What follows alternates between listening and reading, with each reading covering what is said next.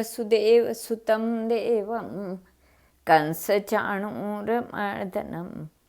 देवकी परमानन्दं कृष्णं वन्दे जगद्गुरुं श्रीकृष्णं वन्दे जगद्गुरुं श्रीकृष्णं वन्दे जगद्गुरुं।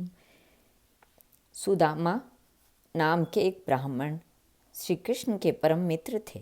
उन्होंने श्री कृष्ण के साथ गुरुकुल में शिक्षा पाई थी। वे गृहस्थ होने पर भी संग्रह विग्रह से दूर रहते और प्रारब्ध के अनुसार जो कुछ भी मिल जाता उसी में संतुष्ट रहते थे।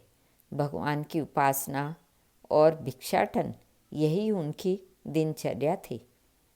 उनकी पत्नी परम पतिव्रता और अपने पति के साथ हर व्यवस्था में संतुष्ट रहने वाली थी। एक दिन दुखिनी पतिव्रता भूख के मारे कांपती हुई अपने पति के पास आई और बोली, भगवान साक्षात लक्ष्मीपति भगवान श्री कृष्ण आपके सखा हैं। वे शरणागत वत्सल और ब्राह्मणों के परम भक्त हैं। आप उनके पास जाइए। जब वे जानेंगे कि आप अन्न के बिना दुखी हो रहे हैं तो वे आपको बहुत सा धन देंगे। वे इस समय द्वारका में निवास कर रहे हैं। आप वहाँ अवश्य जाइए। मुझे विश्वास है कि वे दीनानाथ आपके बिना कहे ही हमारी दरिद्रता दूर कर देंगे। जब सुदामा की पत्नी ने उनके कई बार द्वारका जाने की प्रार्थना की तब उन्होंने सोचा, धन की तो कोई बात नहीं है, परंतु भगवान श्री कृष्ण का दर्शन हो जाएगा। इसी बहाने जीवन का यह सर्वोत्तम लाभ प्राप्त होगा। ऐसा सोचकर सुदामा ने द्वारका जाने का निश्चय किया। उन्होंने अपनी पत्नी से कहा, कल्याणी, घर में कोई वस्तु श्री कृष्ण को भेंट देने योग्य हो तो उसे दे दो।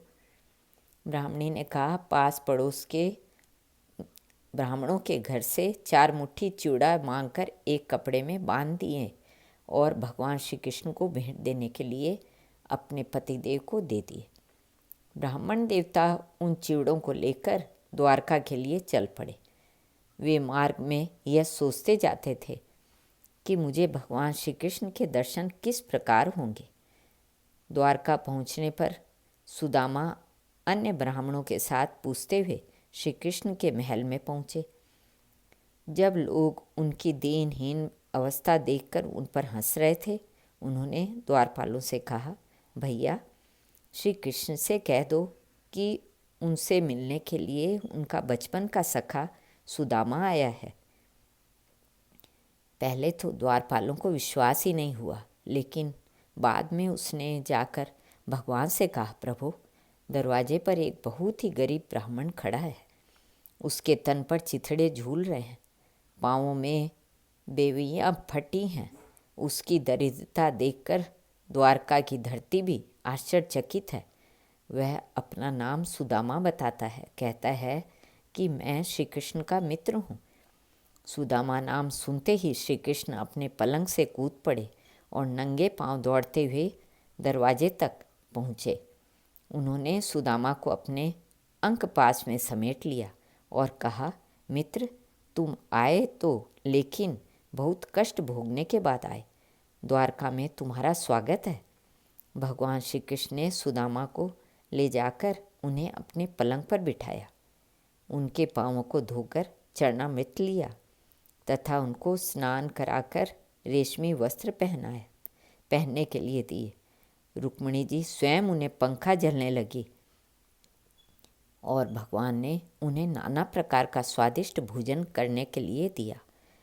बहुत समय तक आपस में बचपन की बातें करने के बाद श्री कृष्ण ने कहा, मित्र भाभी ने मेरे लिए क्या भेजा है।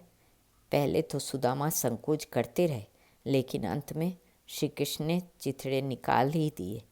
भगवान ने उन 3 मुट्ठी चिवड़ों के बदले सुदामा को तीनों लोक की संपत्ति दे डाली। धन्य है भगवान श्री कृष्ण की मित्र वत्सलता।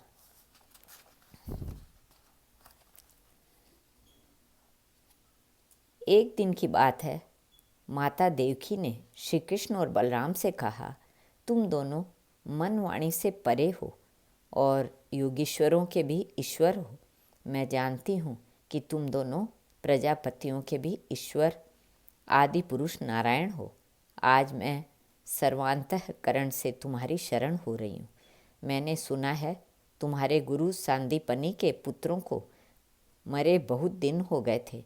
उन्हें गुरु दक्षिणा देने के लिए उनके पुत्रों को तुम दोनों ने यमपुरी से वापस ला दिया। इसलिए आज मैं चाहती हूँ कि तुम दोनों मेरी अभिलाषा पूरी करो। मेरे उन पुत्रों को जिन्हें कंस ने मार डाला था वापस ला दो, ताकि मैं उनको एक बार भर आंखें देख सकूं। माता देवकी की इच्छा पूरी करने के लिए भगवान श्री कृष्ण और बलराम दोनों ने योग माया का आश्रय लेकर सूतल लोक में प्रवेश किया। जब दैत्यराज बलि ने देखा कि जगत के आत्मा और मेरे स्वामी श्री कृष्ण और बलराम सूतल लोक में पधारे हैं, तब उनका हृदय आनंद से भर गया। उन्होंने अपने आसन से तत्काल उठकर भगवान के चरणों में प्रणाम किया। उसके बाद दैत्यराज बलि ने दोनों भाइयों को अपने सिंहासन पर बैठाकर उनके पांव पखारे और सपरिवार चरणोदक लिया। इसके बाद उन्होंने बहुमूल्य वस्त्र, आभूषण, चंदन, अमृत के समान भोजन एवं अन्य विविध सामग्रियों से उनकी पूजा की। दैत्यराज बलि भगवान के चरणों में बार बार अपना सिर रखने लगे। उनका हृदय प्रेम से विह्वल हो गया। उनके नेत्रों से आनंद के आंसू बहने लगे। रोम रोम खिल उठा। अब वे गदगद स्वर से दोनों भाइयों की स्तुति करते हुए कहने लगे, बलराम जी, आप अनंत हैं। आप इतने महान हैं कि शेष आदि सभी विग्रह आपके अंतर्भूत है। सच्चिदानंद स्वरूप श्री कृष्ण, आप सकल जगत के निर्माता हैं। आप स्वयं ही परब्रह्म परमात्मा हैं। हम आप दोनों को बार बार नमस्कार करते हैं। भगवान, आप दोनों का दर्शन प्राणियों के लिए दुर्लभ है, फिर भी आपकी कृपा से वह सुलभ हो जाता है, क्योंकि आज आपने कृपा करके हम रजोगुणी और तमोगुणी स्वभाव वाले दैत्यों को भी दर्शन देकर कृतार्थ किया है।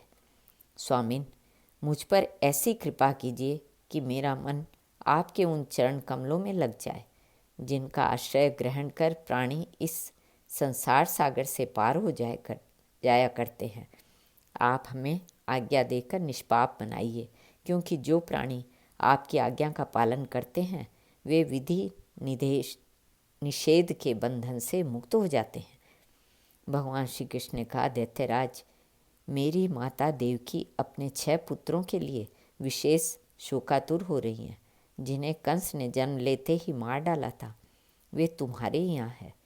अतः हम अपनी माता का शोक दूर करने के लिए इन्हें यहाँ से ले जाना चाहते हैं। इसके बाद ये सब शाप मुक्त होकर आनंदपूर्वक अपने लोक में चले जाएंगे। इन्हें मेरी कृपा से सद्गति प्राप्त होगी। दैत्यराज बलि ने देवकी के पुत्रों को भगवान श्री कृष्ण को दे दिया। इसके बाद भगवान श्री कृष्ण और बलराम बालकों को लेकर द्वारका लौट आए तथा माता देवकी को उनके पुत्र सौंप दिए। उन बालकों को देखकर देवकी के हृदय में वात्सल्य स्नेह की बाढ़ आ गई। उनके स्तनों से दूध बहने लगा। वे बार बार गोद में लेकर उन्हें छाती से लगाती और उनके सिर सूंघती। पुत्रों के स्पर्श आनंद से सराबोर देवकी ने उन्हें स्तनपान कराया। भगवान श्री कृष्ण की कृपा से उन बालकों को आत्मज्ञान हो गया। तदंतर सबके देखते देखते वे सब वसुदेव देवकी को प्रणाम करके देवलोक चले गए। श्री कृष्ण अर्पणमस्तु।